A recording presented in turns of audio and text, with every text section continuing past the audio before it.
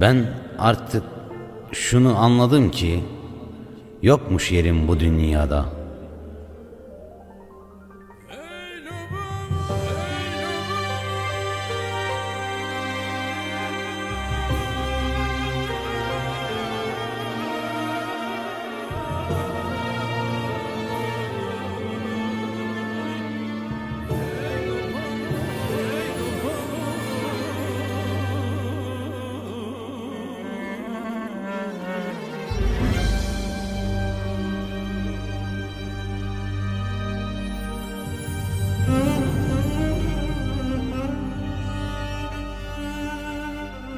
Ben artık şunu anladım ki yokmuş yerim bu dünyada.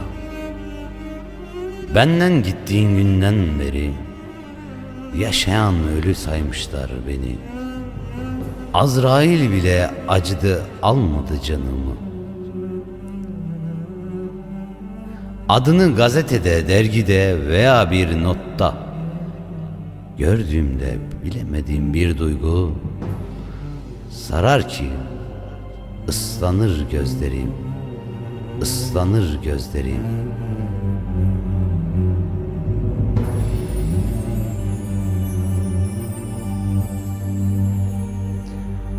O an anlarım ki hala seviyormuşum. Bu şehirden gitmek istiyorum. Gideceğim yeri kendime bile söylemeyeceğim. Ben aklımı severken kaybettim. Ne ilginçtir ki seven sevmeyene düşermiş.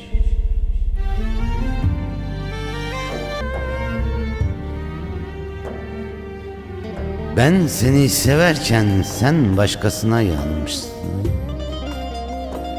Şimdi söyler misin bana? Mutlu musun? Beni yıktın, mahvettin. Mutlu musun? Mutlu musun?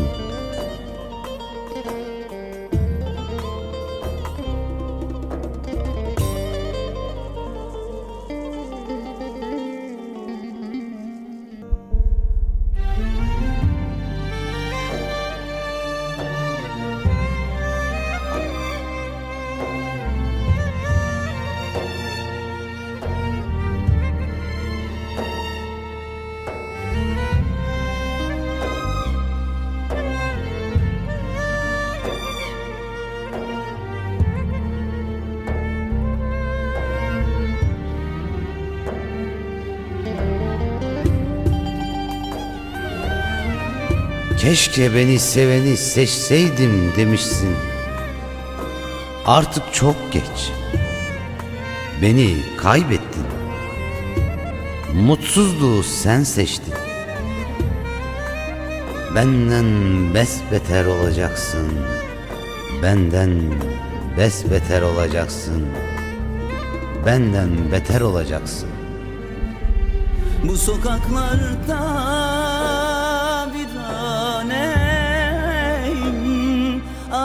aşka düşmüş divaneyim. Aklım durdu beçareyim. Kazın bir mezar ben gireyim. Bu sokaklarda bir aneyim. Aşka düşmüş divaneyim. Aklım durdu beçare.